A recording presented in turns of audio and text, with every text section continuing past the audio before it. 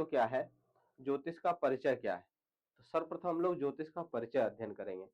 एक चीज और बता दूं आप लोगों को, जितने लोग जो बेसिक ज्योतिष जानते हैं या फिर आप पहली बार किसी ज्योतिष कक्षा में जुड़े हैं, उन सब के लिए बता देता हूं कि आप 40, 45, 50 मिनट की कक्षा है, इसमें आप लोग जुड़े रहें। कुछ न कुछ नया ज्योतिष के माध्यम से ज्योतिष का सूत्र आपको अवश्य प्राप्त होगा। यदि आपका ज्योतिष, आप ज्योतिषी हैं, पहले से ज्योतिष अध्ययन कर रहे हैं या अध्ययन कर रखा है अपने बेस, उसके बाद भी आपको कुछ न कुछ नया अवश्य मिलेगा। और जो बिल्कुल पहली बार कक्षा में जुड़े हैं, तो आप लोगों के लिए भी बहुत सारी चीजें हैं। आप लोगों को जो जो अध्ययन कराऊंगा मैं, वो सब आपको समझ में आएगा। अब एक ये चीज है, अगर आप चाहें तो इसे नोट कर लें, अगर नोटबुक अपने पास रखें हो। और मैं जो आपको अध्ययन कराता हूँ, कोई भी डेमो लेता हूँ, तो मैं ये सोच के लेता हूँ कि आपके लिए एक कक्षा हमारे तरफ से है, इस कक्षा में जुड़े हैं तो कुछ आप सीख के जाएं। मेरे हृदय में ये नहीं रहता है कि मैं डेमो दे रहा हूँ आपको, मैं तो बस एक कक्षा आपको अध्ययन करा रहा हूँ। तो इसी विचार से आप लोग भी अध्ययन करिए और कुछ नया ज्योतिष में सीखते हैं। उसके बाद आपको हम बताएंगे कि क्या अपना प्रोसेस है। कक्षा आज से ही शाम को 7:30 से 9 कक्षा प्रारंभ होने वाली है, जो अपनी फाइनल बैच स्टार्ट होने वाली है। उसके बारे में बता देंगे क्या प्रोसेस है, सारी चीजें। बाकी आप लोगों को बहुत सारी चीज पता चल भी गई होगी, जिस ग्रुप में आप लोग जुड़े होंगे, जिनसे आपने वार्तालाप किया होगा उनके द्वारा। तो सबसे पहले ज्योतिष परिचय। ज्योतिष परिचय में हम लोग समझेंगे, क्योंकि ज्योतिष विषय अध्ययन कर रहे हैं, तो उस विषय का परिभाषा क्या है, सबसे पहले उसे समझेंगे। ज्योतिष किसे कहते हैं, बिल्कुल शॉर्ट फॉर्म में, जैसा कि आप लोगों को याद रहे जीवन भर कि ज्योतिष किसे कहते हैं, ये परिभाषा आप कभी भूले नहीं। इस प्रकार की परिभाषा के रूप में आपको हम बताते हैं ज्योतिष किसे कहते हैं। निवेदन है आप लोगों से, बिल्कुल धैर्य पूर्वक आप लोग अध्ययन करिए और देखिए कि किस सरलतम से आप लोग समझ जाएंगे कि ज्योतिष विषय है क्या, इसका क्या महत्व है। ज्योतिष किसे कहते हैं, सबसे पहला प्रश्न उठता है ज्योतिष अध्ययन करने हम जाते हैं किसी व्यक्ति के पास। तो छोटी सी सूक्ति है जो कि मैं प्रत्येक कक्षा में आप लोगों को बताता हूं कि ज्योतिषाम काल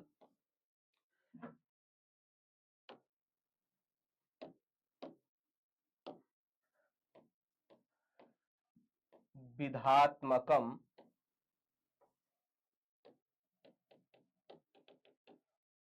शास्त्र। अर्थात जो शास्त्र काल, काल का मतलब होता है समय, का शुभत्व एवं अशुभत्व का ज्ञान कराए, उसे ज्योतिष कहते हैं।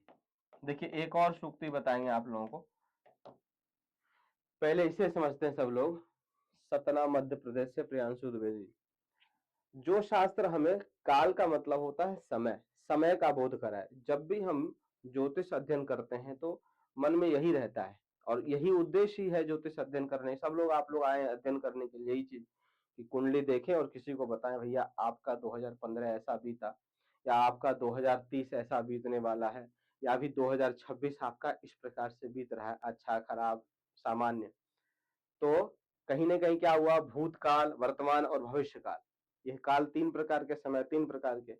तो समय का जो बोध कराए विषय, जिस विषय को अध्ययन करने से हमें पूर्वानुमान हो जाए या फिर आभास हो जाए, किसी सूत्र को लगा करके, कोई गणितीय प्रक्रिया को करके, या किसी भी प्रकार से ये आभास हो जाए कि आगे क्या होने वाला है, या पहले क्या हो चुका था, या अभी किसी के साथ क्या बीत रहा है। इसी उद्देश्य को पूरा करने के लिए जो विषय हमें सिद्धांत देता है, जो विषय हमें अध्ययन कराता है, उसे हम ज्योतिष शास्त्र कहते हैं।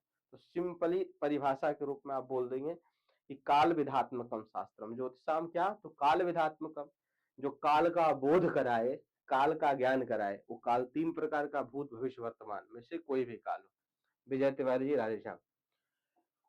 तो काल का जो बोध कराए विषय, उसे हम ज्योतिष शास्त्र कहते हैं। अच्छा एक चीज और बता दूं, क्योंकि आप लोग बहुत सारे ऐसे होंगे इसमें जो ज्योतिष पहले से, ज्योतिष से परिचय होंगे, वो बोलेंगे मैंने कुछ और अध्ययन किया था, तो वो भी हो सकता है। देखिए ज्योतिष में 18 प्रवर्तक हुए। कितने? मुख्य प्रवर्तक जो हैं, प्रवर्तक का मतलब होता है जो सिद्धांत दिया उन्होंने, तो मुख्य जो है वो 18 है। 18 में कौन कौन? तो श्लोक है, सूर्य पितामहो व्यासो वशिष्ठोत्तरी पराशर कश्यपो नारदो गर्गो मरीचि मनुरंगिरा लोमसः पोलिसश्चैव चवन्यो यवनो भृगु शौनकाष्टादशाश्चैव ज्योतिषशास्त्र प्रवर्तकाः। मतलब 18 प्रवर्तक हुए, सूर्य पितामह व्यास वशिष्ठ अत्रि पराशर आदि, नारद गर्ग अंगिरा आदि।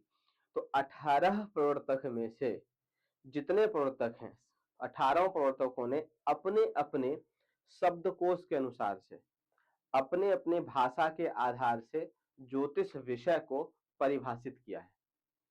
अगर हम सबका अलग अलग पढ़ते हैं तो कुछ अलग अलग भाषा के रूप में, मतलब शब्दकोश के रूप में अलग अलग दिखेगा, लेकिन जब आप सभी को अध्ययन करेंगे और उसमें से निष्कर्ष निकालेंगे तो कहीं न कहीं अगर एक शब्द में बोलना होगा ज्योतिष किसे कहते हैं, तो यही चीज निकल के आएगा कि काल विधात्मकम, समय का बोध कराए, उसे हम ज्योतिष शास्त्र कहते हैं। छोटा सा सूक्ति एक और है, इसे अगर आप लोग लिखना चाहते हैं लिख लीजिए, मैं हट जा रहा हूँ सामने से, या स्क्रीनशॉट ले लीजिए, मैं फिर दूसरा सूक्ति बताता हूँ आप लोगों को।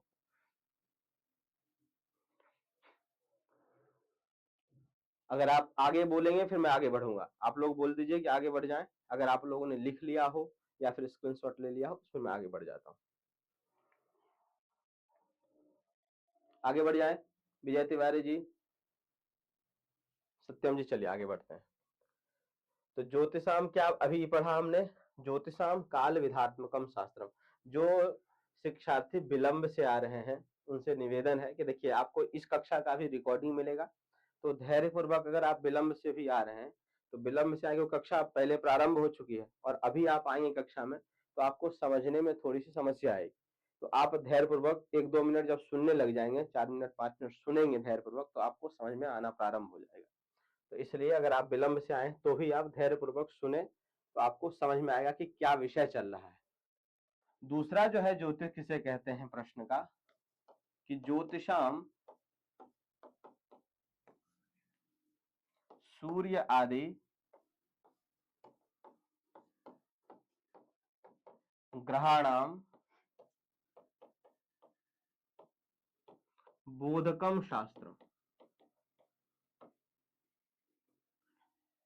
ज्योतिषाम सूर्य आदि ग्रहाणाम बोधकम, पहले हमने क्या अध्ययन किया, ज्योतिष किसे कहते हैं विषय का सूक्ति, ज्योतिषाम काल विधात्मक, काल का मतलब समय, जो विषय हमें समय का बोध कराए उसे ज्योतिष शास्त्र कहते हैं, वो समय चाहे भूत वर्तमान भविष्य कोई भी हो। दूसरा है ज्योतिषाम ग्रहाणाम बोधकम शास्त्रम, अर्थात जो विषय, जो शास्त्र सूर्य आदि ग्रह नक्षत्र तारों के रूप रंग तत्व, रूप रंग तत्व, प्रभाव, शुभत्व एवं अशुभत्व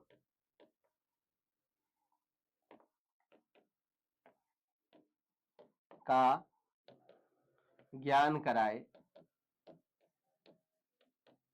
उसे ज्योतिष शास्त्र कहते हैं।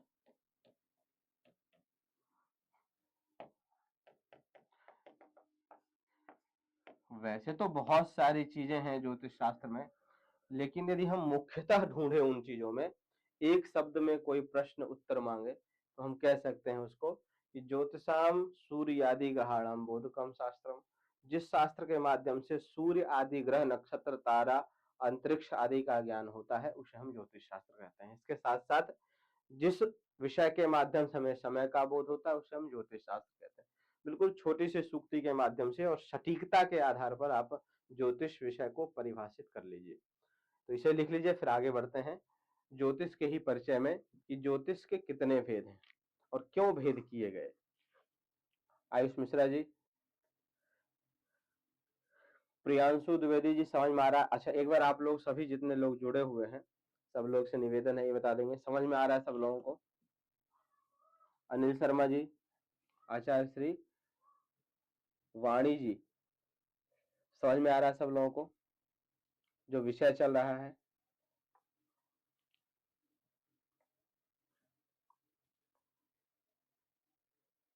ठीक है अनिल जी।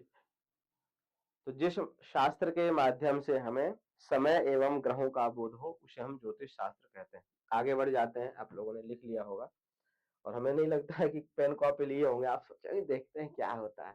देवों में तो ऐसा ही होता है ना, आदमी सोच के जाता है, जुड़ जाते हैं, बोले हैं तो देख लेंगे क्या होता है नहीं होता है। और हम लोग डेमो जब कक्षा देते हैं तो बिल्कुल प्रिपेयर रहते हैं, भाई साहब पढ़ाना है, कुछ ऐसा चीज यूनिक चीज बताना है।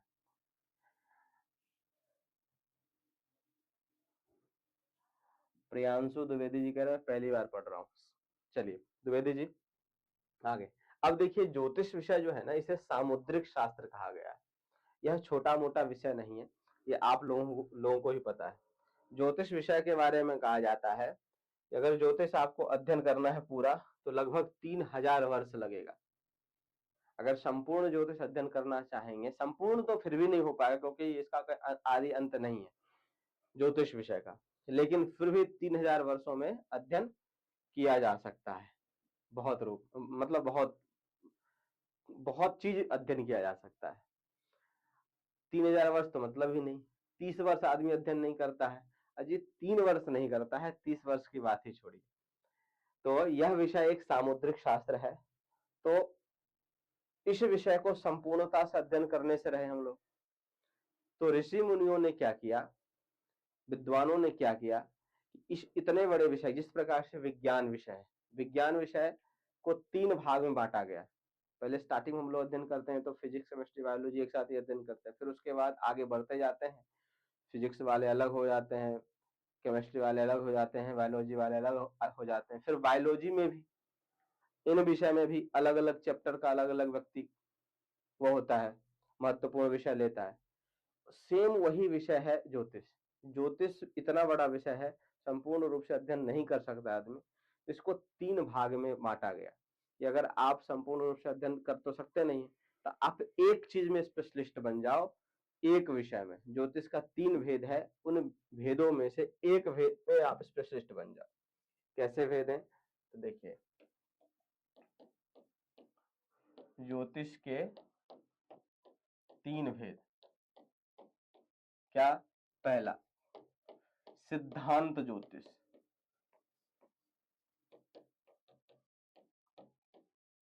दूसरा, अब सिद्धांत ज्योतिष विषय में क्या क्या आता है उसे भी अध्ययन करेंगे अभी। सिद्धांत ज्योतिष, दूसरा है संहिता ज्योतिष,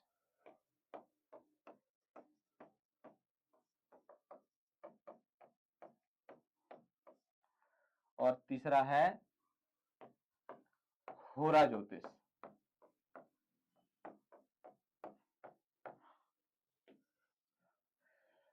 देखिए जी, सिद्धांत ज्योतिष जो है, यह ज्योतिष का वह पार्ट है जिसमें जितने भी गणित की परिपाटी शामिल है उन सभी को सिद्धांत ज्योतिष में सम्मिलित कर दिया गया। अर्थात ज्योतिष में ज्योतिष के समस्त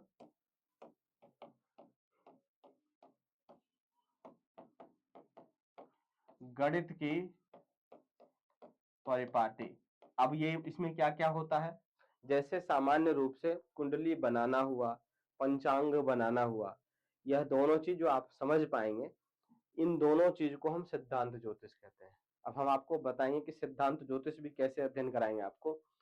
संहिता ज्योतिष में आ जाता है मुहूर्त के साथ साथ वास्तु शास्त्र भी आता है संहिता ज्योतिष में। होरा ज्योतिष में आ जाता है फलादेश। फलादेश संपूर्ण रूप से, अब फलादेश कई प्रकार से किया जाता है। गोचर कुंडली से फलादेश किया जाता है। फलादेश का मतलब किसी व्यक्ति के बारे में बताना, फल का आदेश करना कि आपका ये समय ऐसा रहेगा, ये रहेगा, ऐसा रहेगा।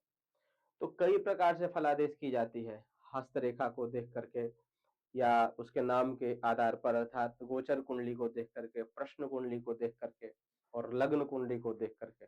लग्न के साथ साथ नवमांस आदि भी देखा जाता है। तो फलादेश में बहुत बड़ा विषय है, तो फलादेश भी अध्ययन कराएंगे आपको हम।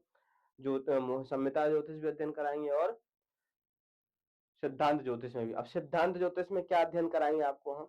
कुंडली बनाना हाथ के प्रक्रिया से। वैसे तो इस समय कोई भी व्यक्ति जो है जब कुंडली देखते हैं, किसी के पास समय नहीं है, सॉफ्टवेयर से स्टोरेज आ रही है, से कुंडली बनाता है आदमी, फट से फलादेश करता है। फलादेश करना सब लोग सीखना चाहते हैं और सीखते भी हैं और करते भी उसी से, गणित बनाते नहीं। लेकिन गणित विषय ऐसा है, ज्योतिष का जड़ है। जब आप फलादेश किसी करेंगे, मान लीजिए आपने गणित नहीं अध्ययन किया है, गणित का मतलब हस्तलिखित कुंडली बनाना, बनाइए भले नहीं, बनाने का तो हम भी नहीं बनाते हैं। अब किसके पास समय है कि पंचांग खोले, व्यक्ति आए, फिर कुंडली बनाए 1 घंटे में, कुंडली बना करके फिर उसका फलादेश करे। ना यजमान के पास समय है, ना अपने पास टाइम है। तो क्या करते हैं, फट से उसका डेट ऑफ बर्थ डाले उस पे, सॉफ्टवेयर पे फलादेश किया। ऐसे ही होता ही है, हम भी और आप भी सब लोग करेंगे। लेकिन जब आप गणित सीखे हुए रहते हैं तो आपको पता होता है कि कुंडली में ये ग्रह यहाँ बैठे हुए हैं, इस राशि में बैठे हैं, इतने डिग्री के बैठे हैं, तो क्यों बैठे हैं, कहाँ से आए, क्या प्रक्रिया है इनके बैठने का। ये जो सारी चीजें अपने को पता होता है, उसके बाद भी सॉफ्टवेयर से बनाते हैं तो एक आत्मबल रहता है, किया वही किया जाएगा क्योंकि यही चल ही रहा है सबके साथ, तो करेंगे वैसे ही। लेकिन जानकारी होना जरूरी होता है, इसलिए आप लोगों को हस्तलिखित कुंडली बनाना भी सिखाएंगे।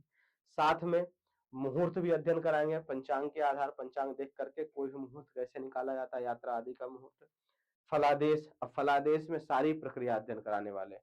हस्तरेखा सिखा ही रहे हैं आपको, वास्तु सिखा ही रहे हैं आपको, प्रश्न कुंडली से किस प्रकार से फलादेश किया जाता है, चोरी आदि वस्तु का ज्ञान आदि किया जाता है, वो गोचर कुंडली सिखाएंगे ही आपको।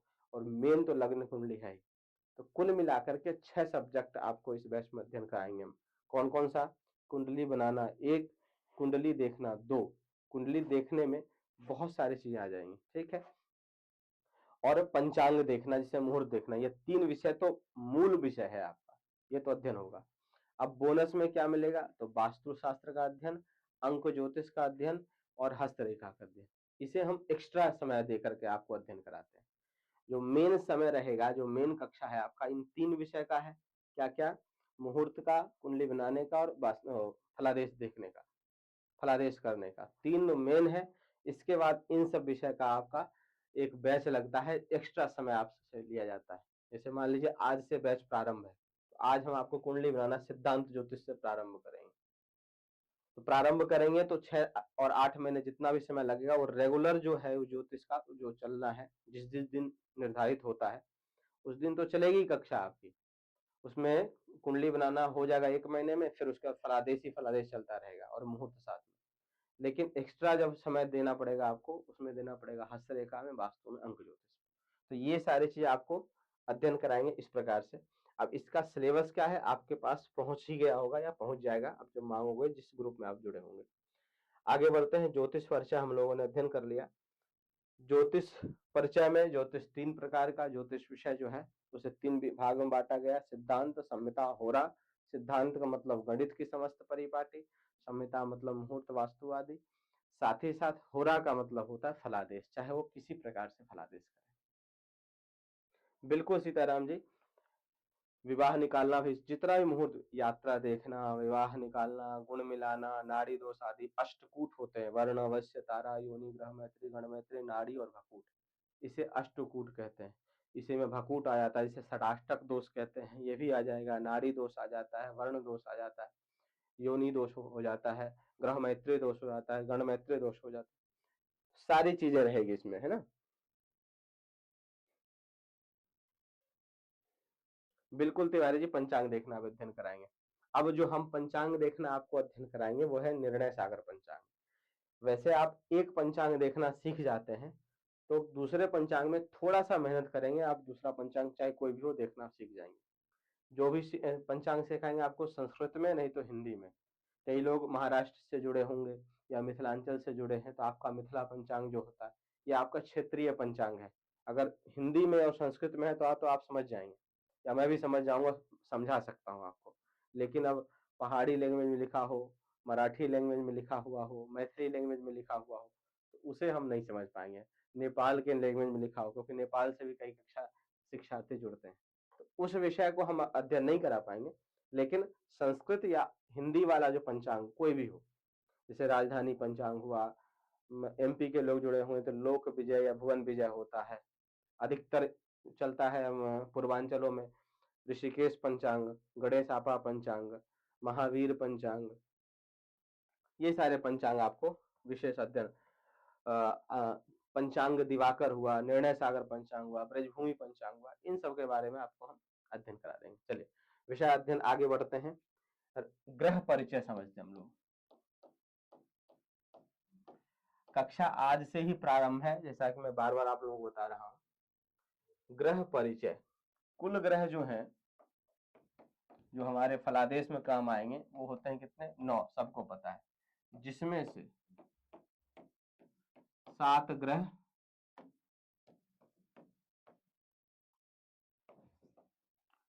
प्रधान हैं और राहु केतु छाया ग्रह। ठीक है जी। अब इन 9 ग्रहों में से शुभ ग्रह कौन कौन से हैं ये जानना जरूरी है। शुभ ग्रह हैं चंद्रमा, बुध, गुरु और शुक्र। और पाप या क्रूर ग्रह कह लीजिए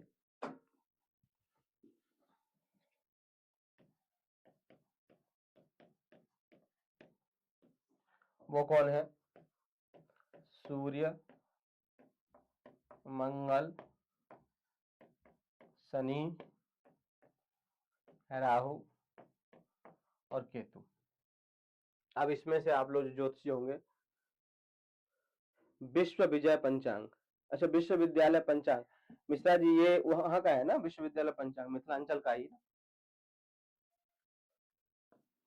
बुध, गुरु, शुक्र, सूर्य, मंगल, शनि, राहु, केतु, ये पाप या क्रूर ग्रह की श्रेणी में है। जिसमें से देखिए सूर्य भगवान को, सूर्य ग्रह को कई लोग कहते हैं ये पाप ग्रह नहीं है, क्रूर ग्रह है, तो इसीलिए मैंने पाप और क्रूर ग्रह दोनों लिख दिया। आपके जैसे जो कहें आप कह सकते हैं। सूर्य, मंगल, शनि, राहु, केतु, ये जो 5 ग्रह हैं इन्हें क्रूर एवं पाप ग्रह की श्रेणी में रखा गया है। चंद्रमा, बुध, गुरु और शुक्र, ये 4 ग्रह शुभ ग्रह की श्रेणी में है। 9 ग्रह में से इन चारों ग्रहों को शुभ ग्रह की श्रेणी में और 5 ग्रह को क्रूर एवं पाप ग्रह की श्रेणी में रखा गया है। अब इनमें से जो 2 ग्रह हैं, जैसे चंद्रमा है और बुध है, इन दोनों में भी थोड़ा सा लफड़ा है। क्या लफड़ा है? चंद्रमा के लिए कहा जाता है यदि किसी जातक का जन्म, जातक का मतलब वो लड़का लड़की दोनों आ गई, ध्यान से सुनिएगा आप लोग, यदि किसी जातक का जन्म अमावस्या तिथि से 5 दिन आगे, अर्थात शुक्ल पक्ष के प्रतिपदा से पंचमी तक, या फिर अमावस्या तिथि से 5 दिन पीछे, बोले तो कृष्ण पक्ष के एकादशी से अमावस्या तक, इससे समझ लीजिए। इसको इस प्रकार से भी नोट कर सकते हैं कि कृष्ण पक्ष के एकादशी से लेकर के शुक्ल पक्ष के पंचमी तक, इसके बीच में किसी भी जातक का जन्म होता है, ये 10 दिन का समय होता है। अमावस्या से 5 दिन आगे या 5 दिन पीछे, इसके रेंज में यदि किसी जातक का जन्म हो जाए तो उसके लिए चंद्रमा जो है वो क्रूर ग्रह की ही श्रेणी में आ जाएंगे। अर्थात किसी जातक के कुंडली में क्षीण चंद्रमा हो, इसे क्षीण चंद्रमा कहा जाता है। अच्छा, कई जगह आप लिखा हुआ पाएंगे कि कृष्ण पक्ष का चंद्रमा अशुभ और शुक्ल पक्ष का चंद्रमा शुभ, ये पूर्ण रूप से ऐसा नहीं। कृष्ण पक्ष का चंद्रमा प्रतिपदा से लेकर के पंचमी तक के बहुत ही स्ट्रांग होते हैं, शुभ माने जाते हैं, इसलिए ऐसा कहना युक्ति युक्त नहीं है। क्या कहना सही है? तो अमावस्या से 5 दिन आगे और 5 दिन पीछे का जो समय होता है, इस समय में यदि कोई जातक जन्म लेता है तो उसके लिए चंद्रमा पाप ग्रह की श्रेणी में आते हैं।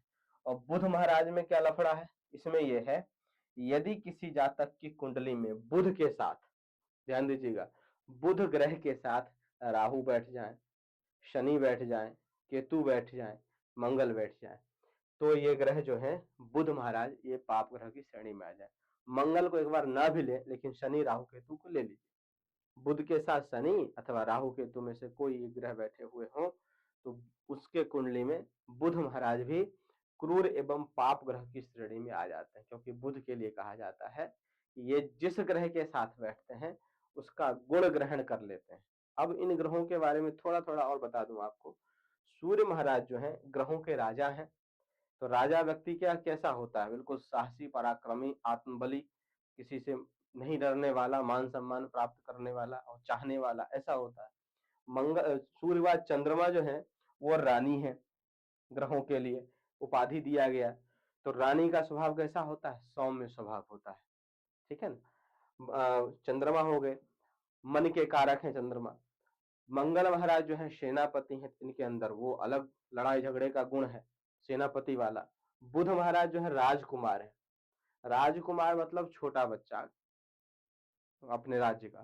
तो छोटे बच्चे क्या होते हैं? वो जिसके साथ जाते हैं उसी का गुण ग्रहण करते हैं, इसलिए बुध के लिए ऐसा कहा गया। गुरु महाराज जो है मंत्री हैं ग्रहों में, सचिव हैं, उपदेश करने वाले, व्यक्ति को समझाने वाले, विवेक देने वाले, क्या करें क्या ना करें, इसका जो बुद्धि देते हैं, गुरु ग्रह देते हैं। शुक्र महाराज भी उपमंत्री हैं, लेकिन ये अच्छे गुण नहीं देते हैं, बुरा गुण देते हैं, भौतिकवाद में व्यक्ति को ले जाते हैं। शनि महाराज सेवक हैं, तो ये मेहनत पे विश्वास करते हैं, जितना मेहनत करेंगे उसके आधार पर। राहु केतु को अंत्यज कह दिया गया है, इसलिए ये राज्यसभा से निकले हुए हैं, पाप ग्रह की श्रेणी में। तो यहाँ तक हम लोग ग्रह का परिचय समझे। बाकी तो बहुत सारी चीजें हैं, लेकिन अभी हमें जितना आवश्यकता है सूर्य का फल समझने के लिए, 9-12 का कॉन्सेप्ट समझने के लिए, उतना हमने अध्ययन कर लिया। एक बार आप लोग कंफर्म करेंगे कि यहाँ तक जो आपको अध्ययन करा है इसमें समझ में आ गया? सीताराम जी, विजय तिवारी जी, प्रियांशु जी। थोड़ा फास्ट चल रहा है मामला, इसको फिर से एक बार दोबारा देखेंगे आप लोग वीडियो तो और अच्छी तरह समझ में आएगा। वैसे फिर भी मैं कोशिश कर रहा हूँ द्विवेदी जी कि पल्ले पड़े आप लोगों को। अभिषेक कश्यप जी, शुभम कुमार जी, राधेश्याम जी, नमस्कार। तो हम लोग ग्रह परिचय समझे। अब ये ग्रह कितने हैं? 9, याद रखिएगा 9 ग्रह। ग्रह कितने हैं? 9। अब राशि परिचय समझ लेते हैं। राशि कितने? 12। 12 राशि होती हैं। पहली राशि मेष, ये क्रम से है, इधर उधर नहीं जाएगा, याद रखिएगा। दूसरी राशि वृष, तीसरी राशि मिथुन, चौथी राशि कर्क, याद रखिएगा ये क्रम से है। कर्क राशि 5वें नंबर पर नहीं आ सकता है, मिथुन राशि चौथे पर नहीं आ सकता, इधर उधर कुछ नहीं आ सकता, जो क्रम है वही क्रम रहेगा। 5वीं राशि सिंह, छठी राशि कन्या, 7वीं राशि तुला, 8वीं राशि वृश्चिक, 9वीं राशि धनु महाराज, 10वीं राशि मकर और 11वीं राशि कुंभ और 12वीं राशि मीन राशि। 12 राशि, इन सभी राशि के स्थायी स्वामी ग्रह होते हैं। देखिएगा याद रखना है इसको, अगर याद रखेंगे तो बढ़िया रहेगा। मेष राशि के स्वामी मंगल होते हैं, फिक्स है ये बदलेगा नहीं। वृष राशि के स्वामी शुक्र होते हैं, ये फिक्स है, बदलेगा नहीं। मिथुन राशि के स्वामी बुध महाराज होते हैं, ये बदलेगा नहीं, फिक्स है।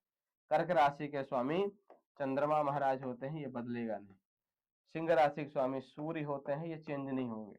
कन्या राशि के स्वामी भी बुध ही होते हैं, ये बदलेंगे नहीं, जीवन पर्यंत रहेंगे। तुला राशि के स्वामी शुक्र होते हैं, ये भी बदलेंगे नहीं। वृश्चिक राशि के स्वामी मंगल होते हैं, ये फिक्स है। धनु राशि के स्वामी गुरु, मकर राशि के स्वामी शनि, कुंभ राशि के स्वामी भी शनि ही होंगे और मीन राशि के स्वामी गुरु। इस प्रकार से राशि के स्वामी होते हैं, ये चेंज नहीं होते हैं। तो 9 ग्रह 12 राशि, जो आपके विषय सूची में अध्ययन बताया था, आप लोग लिखा हुआ पाए होंगे आप।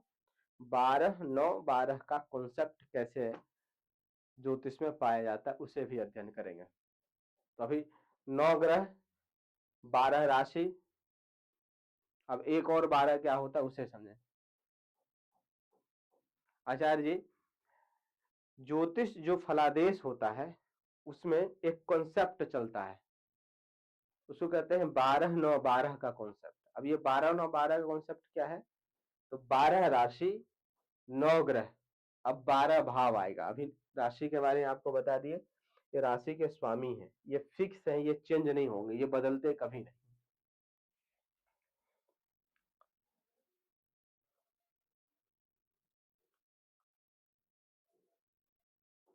इसे अगर आप लिख लिए होंगे, नोट कर लिए होंगे, तो आगे बढ़ने के लिए आप लोग अनुमति दें, फिर मैं आगे बढ़ूंगा। या इसको मैं छोटा कर देता हूँ, आप लोग लिखते समझते रहिए। दूसरा चीज बताता हूँ। देखिए 12 9 12 कॉन्सेप्ट क्या है बताता हूँ।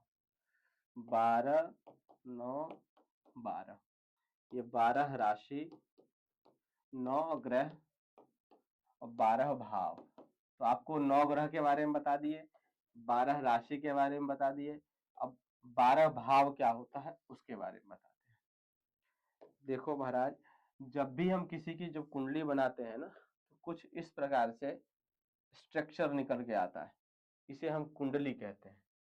वो चाहे लग्न कुंडली हो, चाहे कोई भी कुंडली हो, जो इस प्रकार का चक्र होता है मुख्यतः 16 प्रकार के होते हैं, अर्थात उसे षोडश वर्गीय चक्र कहा जाता है। तो ये लग्न कुंडली विशेष महत्वपूर्ण है। सबका जो प्रधान कुंडली है उसे हम लग्न कुंडली, जन्मांग चक्र या कुछ भी इस प्रकार से नाम कहते हैं। तो लग्न कुंडली में भी 12 खाने होते हैं। देखिए ये कुंडली जब बनता है ना, जो कोष्टक दिख रहा है आपको, ये कुल मिलाकर के 12 है। इसे ही कहते हैं 12 भाव। जो फलादेश होता है तो यह राशि, ग्रह एवं भाव के आधार पर होता है। यह है प्रथम भाव, यह है द्वितीय भाव, यह है तृतीय भाव। ये फिक्स है, ये भी चेंज नहीं होगा। जब भी आप किसी की कुंडली खोलते हैं सॉफ्टवेयर पे, तो कुछ इस प्रकार से चक्र निकल के आता है। इन चक्रों का क्या महत्व होता है उसे समझ रहे हैं हम लोग। इन चक्र का जो नाम है, जो गिनती कहीं से ना कहीं होगा ना, एक नंबर कोई ना कोई खाना होगा ना। खाना मतलब भाव, कोष्टक, कछु कह लो आप अपने हिसाब से। तो प्रथम भाव यहाँ से गिनती प्रारंभ होता है। इसे हम लग्न भी कहते हैं, इसका नाम है। एक प्रकार से संज्ञा समझ लीजिए कि हम ये प्रथम भाव की संज्ञा इस वाले खाने को दे रखे हैं। इसे लग्न भी कहते हैं। द्वितीय भाव है, तृतीय भाव है, ये चतुर्थ भाव है। हम हिंदी में जो है, संस्कृत में, वैदिक भाषा में भाव कहते हैं खाने को। अंग्रेजी में आप पढ़ते हैं तो इसको हाउस भी कहते हैं। First house, second house, third house, fourth house, इस प्रकार से हाउस कहते हैं। पंचम भाव, षष्ठ भाव, सप्तम भाव, अष्टम भाव, नवम भाव,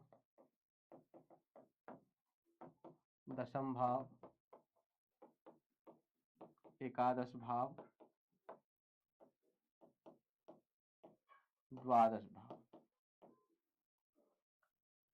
प्रथम, द्वितीय, तृतीय, चतुर्थ, पंचम, षष्ठ, सप्तम, अष्टम, नवम, दशम, एकादश, द्वादश, ये भी चेंज नहीं होगा, ये बदलेगा नहीं। किसी की भी कुंडली आप देख लो, ये वाला जो खाना है वो दशम भाव ही रहेगा। हाँ, यहाँ पर जो प्रत्येक खाने में, प्रत्येक भाव में कोई ना कोई अंक लिखा हुआ रहता है। तो जो अंक लिखा हुआ रहता है उसकी अलग मामला है, उसका मामला ही अलग है। यहाँ पे हो सकता है 1 नंबर लिखा हुआ हो सकता है 5 नंबर भी लिखा हुआ हो, लेकिन भाव जो है ये दशम भाव ही रहेगा। भाव बदलेगा नहीं। यहाँ पर 1 लिखा हो, चाहे 5 लिखा हो, चाहे स्वयं 10 ही क्यों ना लिखा हो, रहेगा ये दशम भाव। बस इस बात को याद रखिएगा। भाव जो होता है वो स्थायी होता है, और जो अंक लिखा हुआ रहता है वो चर होता है, वो अस्थायी होता है। वो कहीं पर भी कोई भाव, कोई भी अंक लिखा हुआ रह सकता है। से ये प्रथम भाव है। यहाँ पे 5 भी लिखा हुआ होगा तो भी ये फर्स्ट हाउस ही कहलाएगा। यहाँ तक क्लियर है शुभम जी? यहाँ पे चाहे कुछ भी लिखा हो लग्न में, ये रहेगा प्रथम भाव ही। अब इसका महत्व क्या है, किस भाव से क्या विचार किया जाता है, मतलब आप फलादेश का मामला प्रारंभ करते हैं। जो फर्स्ट हाउस होता है, प्रथम भाव, इससे हम लोग यश, मान, सम्मान, व्यक्ति का स्वभाव आदि विचार करते हैं। उसके शरीर की बनावट आदि क्या होगी उसके बारे में विचार करते हैं प्रथम भाव से। प्रथम भाव is very very important for horoscope. मतलब प्रथम भाव जो है व्यक्ति के जीवन में संपूर्ण सुख को इंगित करता है, द्योतक है। द्वितीय भाव से लगता है व्यक्ति धन कितना इकट्ठा करेगा अपने जीवन में, संचित धन इस व्यक्ति के पास होगा कि नहीं, इकट्ठा करेगा कि नहीं, मतलब कोष खजाना रखेगा कि नहीं, कि जीवन भर कमाएगा और खर्च करेगा, कि कुछ इकट्ठा भी करेगा, बैंक बैलेंस कुछ करेगा, या तिजोरी में कुछ माल पानी रखेगा। और कुटुंबी जनों के साथ इसका किस प्रकार से व्यवहार होगा, कुटुंबीजन, रिश्तेदारों का सहायता, सहयोग प्राप्त स्वयं करेगा कि नहीं करेगा, ये करेगा कि नहीं करेगा, या फिर इनका सहयोग इनके रिश्तेदार, कुटुंबीजन करेंगे कि नहीं करेंगे, ये हमें द्वितीय भाव बताता है। तृतीय भाव से भाई की स्थिति हमें पता चलती है और व्यक्ति अपने जीवन में कितना साहसी पराक्रमी होगा वो पता चलता है। चतुर्थ भाव से जीवन में जमीन, जायदाद आदि प्राप्त करेगा कि नहीं करेगा, अपना स्वयं के मेहनत से अपना घर स्वयं बनवाएगा कि नहीं बनवाएगा, माता का सुख इसे प्राप्त होगा कि नहीं प्राप्त होगा, इसके बारे में हम चतुर्थ भाव से विचार करते हैं। चतुर्थ भाव एक प्रकार का भौतिक सुख है, संपूर्ण रूप से मित्रों का सुख, अच्छा रहना, अच्छा मतलब जमीन जायदाद अच्छा खासा रहना, और अच्छा खासा मकान होना, मकान भी बढ़िया झूमर वाला मकान होगा कि नहीं होगा, अच्छा वाला मकान। पंचम भाव से विद्या बुद्धि और संतति के बारे में पता लगता है कि व्यक्ति का विद्या बुद्धि कैसा रहेगा, पढ़ाई लिखाई करेगा कि नहीं करेगा, अच्छा पढ़ेगा कि नहीं पढ़ेगा, और साथ ही साथ आजकल जो चलता है लव मैरिज वाला मामला भी पंचम भाव बताता है। षष्ठ भाव से शत्रु की स्थिति कैसी रहेगी, शत्रु इनको मारेंगे कि ये शत्रु को मारेंगे, अर्थात शत्रु की स्थिति कैसी रहेगी, साथ ही साथ शरीर में कौन कौन सा रोग होने की संभावना है उसके बारे में छठे भाव से पता लगाते हैं। सप्तम भाव महाराज ये वैवाहिक जीवन है, जीवन वैवाहिक जीवन आपका कैसा रहेगा, ये हमें यही भाव बताता है। अष्टम भाव से पता लगता है कि आप एक प्रकार से मान ज्योतिष अध्ययन कर पाएंगे नहीं कर पाएंगे, अर्थात कोई गूढ़ विषय जो चमत्कारिक विषय है, जो मंथन का विषय है, चिंतन का विषय है, ऐसा विषय आप अध्ययन कर पाएंगे या नहीं कर पाएंगे, उसमें आपकी रुचि है कि नहीं है, इसका विचार हम अष्टम भाव से करते हैं। और इसके साथ साथ कुछ असाध्य रोग, आपका मृत्यु किस कारण होगा उसका विचार भी अष्टम भाव से करते हैं, आपकी आयु कितनी होगी इसका विचार भी। नवम भाव से आप भाग्यशाली हैं कि नहीं है, भाग्य साथ देगा कि नहीं देगा। दसम भाव से आप व्यापार करेंगे, नौकरी करेंगे, करियर कैसा रहेगा और पिता की स्थिति कैसी रहेगी उसका विचार करते हैं। एकादश भाव से कि आप पैसा कितना कमाएंगे और कहां से कमाएंगे उसका विचार, ये एकादश भाव। और द्वादश भाव जो है ये कर्ज का भाव है, विदेश यात्रा का भाव है, और आप अपना धन जो है किस चीज में खर्च करेंगे, अच्छे कार्यों में कि बुरे कार्य में, दान करेंगे कि बर्बाद करेंगे, इसका विचार हम इस वाले 12th हाउस से करते हैं, अर्थात 12वें भाव से करते हैं। अब अभिषेक जी का प्रश्न है कि जब किसी घर में कोई ग्रह नहीं होता है तो क्या फल होता है। सबका फल सब व्यक्ति को मिलता है, वो ग्रह है तो क्या फल होगा, ग्रह नहीं है क्या फल होगा, ये बहुत एक बड़ा एक प्रकार का जाल है ये।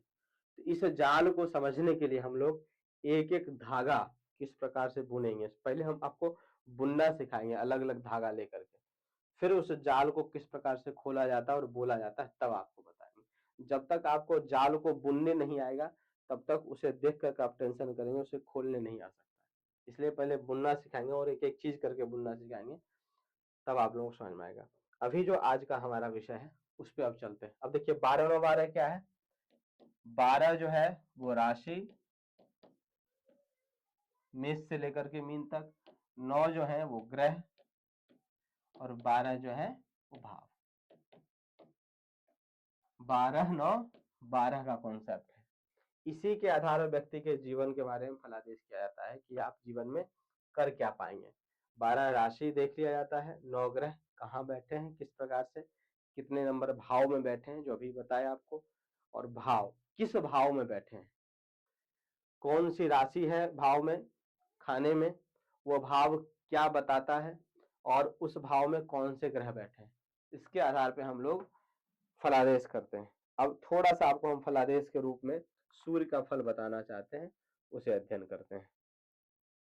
कोशिश करेंगे कि आप लोगों को बढ़िया से समझ में आए।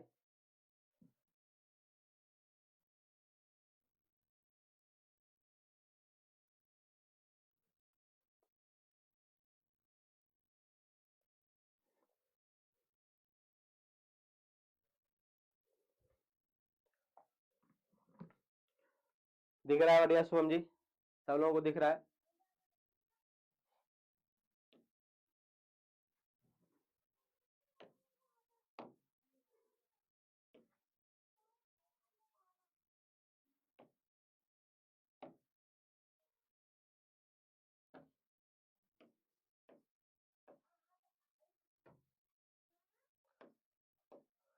प्रथम भाव में सूर्य, देखिए प्रत्येक व्यक्ति की कुंडली में सूर्य कहीं ना कहीं बैठे ही होंगे।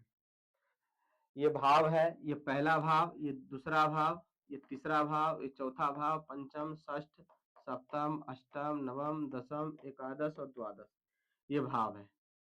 ठीक है जी। अगर आपके कुंडली के प्रथम भाव में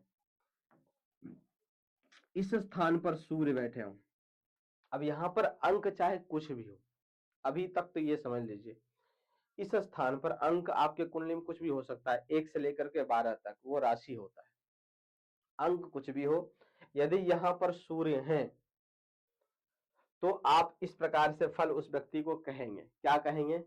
प्रथम भाव अर्थात लग्न में सूर्य स्थित हो तो ऐसे जातक मान सम्मान चाहने वाले एवं प्राप्त करने वाले होते हैं। प्रथम भाव में सूर्य जिनके जिनके होते हैं ना, ऐसे व्यक्ति चाहते हैं कि हम कहीं भी जाएं तो हमारा इज्जत हो बढ़िया। और जो व्यक्ति इज्जत नहीं करता है, इनकी किनकी, जिनके कुंडली के इस फर्स्ट हाउस में सूर्य होते हैं, वो व्यक्ति उसका द्वार छोड़ देते हैं, तो जेबे नहीं करते, उससे मतलब नहीं रखते, यानी कि मान सम्मान के भूखे होते हैं, करने वाले होते हैं, परंतु अपने बंधु वर्ग तथा वैवाहिक जीवन से असंतुष्ट रहते हैं। ये गड़बड़ी मामला है। प्रथम भाव के सूर्य होते हैं तो बंधु वर्ग, बंधु बांधव जो है उनसे और वैवाहिक जीवन से व्यक्ति परेशान, असंतुष्ट रहते हैं। इनके हिसाब से नहीं मामला बन पाता है वैवाहिक जीवन। ठीक है जी। फिर है कि घूमना फिरना इनका शौक होता है। यदि सूर्य जो है यहाँ पर सूर्य बैठे हों और इसी जगह पे अंक लिखा हुआ है 5 या फिर 1 नंबर, याद रखिएगा, यहाँ पर सूर्य हो और यहाँ पर जो अंक लिखा हुआ हो, अब अंक का महत्व क्या है उसे समझिएगा।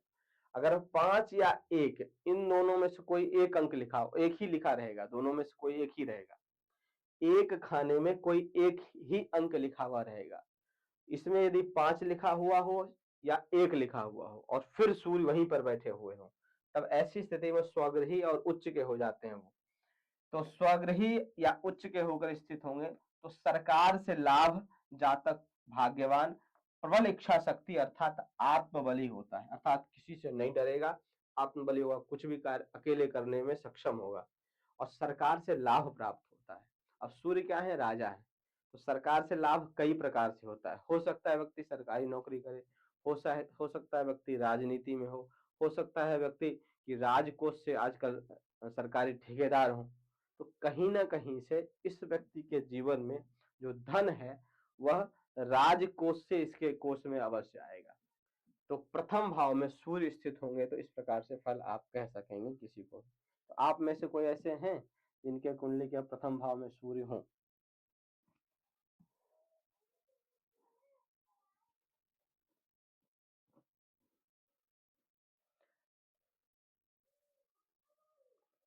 अनिल जी कह रहे बात करनी है, एक बार बताएं अनिल जी, क्या बात करनी है? चाहे बता सकते हैं तो यहाँ पे, क्योंकि इसके बाद फिर से कक्षा है तो मैं कक्षा में व्यस्त हो जाऊंगा 10:30 बजे तक, उसके बाद ही बात हो पाएगी।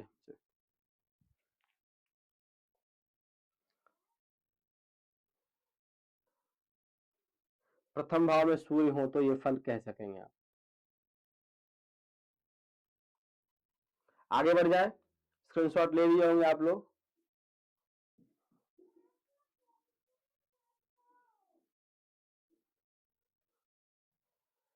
चलिए जी, अब अगला क्या है? कहते हैं द्वितीय भाव में अगर किसी कुंडली में सूर्य हो, प्रथम भाव तो आप लोग देख ही लिए थे, ये द्वितीय भाव का है। द्वितीय भाव के सूर्य भी अच्छे होते हैं। देखिए सूर्य पता कहीं बैठे हो, कुछ न कुछ गड़बड़ी अवश्य करते हैं, कुछ न कुछ मामला खराब जरूर करते हैं। यह है द्वितीय भाव। द्वितीय भाव कुंडली का ये है, इस स्थान पे सूर्य बैठे हो इस नंबर खाने में। तो द्वितीय भाव में सूर्य यदि अच्छी स्थिति में होकर स्थित हो तो ऐसे जातक भाग्यवान होते हैं, वाहन आदि का सुख मिलता है, इनका धन अच्छे कार्यों में अर्थात परोपकार में खर्च होता है। याद रखिएगा, यहां पर इस स्थान पर 1 नंबर हो या 5 नंबर हो और फिर यहाँ सूर्य बैठे हो तो यहां तक आप फल कहोगे, यहां से लेकर के यहां तक फल कहोगे। बाई चांस इन दोनों अंक के अलावा कोई और अंक हो यहाँ पर और फिर सूर्य बैठे हो तो आप ये फल कहोगे। परंतु यदि सूर्य की स्थिति अच्छी ना हो तो नेत्र संबंधित समस्या, पारिवारिक क्लेश जैसी स्थिति देखने को मिलती है। यहाँ पर सूर्य हो, अगर 1 और 5 नंबर यहाँ हो फिर सूर्य हो तो अच्छी बात है, व्यक्ति भाग्यवान होगा। लेकिन इसके अलावा कोई अंक हो यहाँ पर और सूर्य बैठे हो तो आप कहोगे कि आपको नेत्र से संबंधित समस्या और घर परिवार में क्लेश स्थिति बनेगी। भारद्वाज जी की कुंडली के लग्न में सूर्य बुध है, अच्छी बात है, बुधादित्य योग बना हुआ है। 12वें भाव के सूर्य हैं आपके, तो 12वें भाव के सूर्य के लिए सिद्धांत कहता है कि रविर्द्वादशे नेत्र दोषम करोति विपक्षा हवे जाय तेषौ जयश्री स्थितिर्लब्धया लीयते देह दुखम पितृव्यापदो हानि अध्व प्रदेशे। विशेष करके ताऊ चाचाओं से मन मुटाव रहता है। द्वादश भाव में अगर सूर्य हो तो, ये तो द्वितीय भाव का है, इस स्थान पे सूर्य हो तो ऐसा कहा जाता है। नेत्र से संबंधित समस्या उनको भी होता है जिनके यहाँ पर सूर्य हो, उनके लिए भी कहा गया है। राहु सूर्य गुरु चतुर्थ भाव हैं, चतुर्थ भाव के राहु के साथ में सूर्य ना तिवारी जी वो ठीक नहीं होता, फिर ग्रहण दोष लगा जाता है, तो ऐसे व्यक्ति का जो है ना बना बनाया काम बिगड़ जाता है एंड टाइम पे। राहु के साथ किसी के सूर्य बैठे हो तो आप लोग ऐसे ही पूछ लो कि इनके किस भाव में सूर्य बैठे हैं, बता देता हूँ। 10वें भाव के सूर्य विवेक पांडे जी अच्छे माने जाते हैं। प्रयातोऽंशुमानस्य मेषूरणस्य श्रमः सिद्धिदो राजतुल्यो नृस्य जनन्यास्तथा यातना मातनोति क्लमः संक्रमित वल्लभैर्विप्रयोग। थोड़ा सा माता पिता का सुख कम मिल पाता है, हो सकता है घर से बाहर रहते हैं, हॉस्टल आदि में रहे जीवन में, मतलब बचपन से ही, लेकिन इनका जो मेहनत है वो अवश्य सिद्ध होता है। किसी भी कार्य में अगर मेहनत कर लें तो वो इनका सिद्ध हो जाता है, सफल हो जाता है। 10वें भाव के सूर्य बड़े अच्छे माने जाते हैं। देखिए 4 भाव ऐसे हैं जिस भाव के सूर्य अच्छे माने जाएंगे, बहुत अच्छे माने जाते हैं। तृतीय भाव के, छठे भाव के, 10वें भाव के और एकादश भाव के। 3, 6, 10, एकादश ये उपचय भाव है। इस भाव के जो सूर्य हैं या मंगल है या कोई भी पाप ग्रह है, शनि भी, ये सब अच्छे माने जाते हैं। शुभम जी 1 में है, जो हमने फल लिखाया था वो घटित हो रहा है कि नहीं आप में शुभम जी? 8 में सूर्य और बुध, गुरु शुक्र, ये 4 ग्रह त्रिवेदी जी हैं। अष्टम के सूर्य जो है ना थोड़ा सा प्रॉब्लम देंगे आपको, गुदा रोग वगैरह दे सकते हैं अष्टम के सूर्य, लेकिन वाणी बहुत आकर्षक देते हैं। आप वाणी जो बोलोगे ना अगले व्यक्ति पर इफेक्ट करेगा, अष्टम के सूर्य का यह विशेषता है। त्रिवेदी जी ऐसा है? त्रिवेदी जी जी।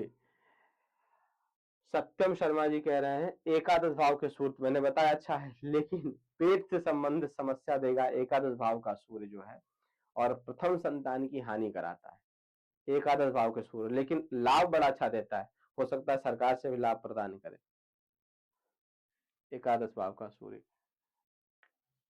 सत्यम शर्मा जी, अब आप लोगों को बता दें कि देखिए जो अपनी कक्षा प्रारंभ होने वाली है आज से ही है, शाम को अभी 7:30 से 9 बजे की कक्षा रहती है, और इसमें जो प्रारंभ करेंगे आप लोगों को गणित से प्रारंभ करेंगे।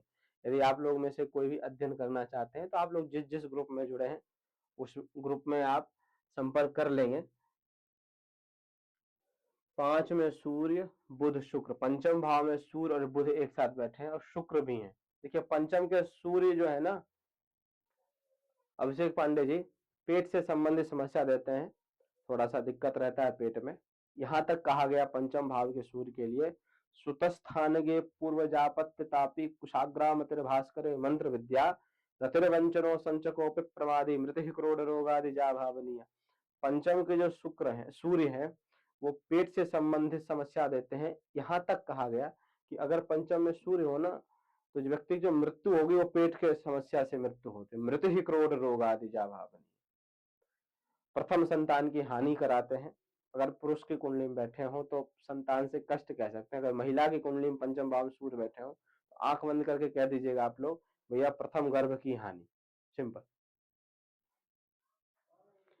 सुनील शर्मा जी कह रहे हैं किसी जातक की जन्म कुंडली जन्म समय नहीं पता हो तो उनका जन्म कुंडली नहीं बन पाएगा।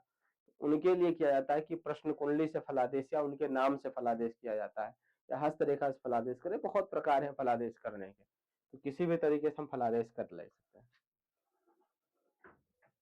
चलिए जी, फिर आप लोगों से विदाई लेते हैं और फिर मिलते हैं हम लोग फाइनल क्लास में। जो जो लोग जुड़ना चाहते हैं अपने अपने ग्रुप में कंफर्म करें। यदि आप जुड़ना चाहते हैं कक्षा में तो आप लोगों को सब कुछ जानकारी दे दी गई होगी कि कुल मिलाकर के 6 से 8 महीने का कोर्स है। इसमें आपको 2-2 हजार महीना करके 4-5 महीने में सारा दक्षिणा देना है। अगर आप इंस्टॉलमेंट में देना चाहते हैं तो 9,000 कक्षा है। अगर आप इकट्ठा देना चाहते हैं तो 6500 दक्षिणा है संपूर्ण का। अनिल शर्मा जी, मैं बात आपसे 10:30 बजे के बाद ही कर पाऊंगा, क्योंकि अभी इसके बाद एक और कक्षा है। उसके बाद फिर आपका जो जो लोग जुड़ेंगे फाइनल क्लास है। उसके बाद फिर हस्तरेखा की कक्षा है। फिर उसके बाद हम आप फ्री हो पाएंगे। बिल्कुल, आज से ही प्रारंभ होगी कक्षा। जो ये कक्षा है नया बैच आज से ही प्रारंभ है, शाम को 7:30 बजे से। तो अगर आप लोग जुड़ना चाहते हैं फटाफट जुड़ जाइए दक्षिणा दे दे करके, जो भी जैसे हो सकता है। ठीक है जी। बोलिए सत्यनारायण भगवान की जय जय। श्री बांके बिहारी लाल की जय हो। या राधे।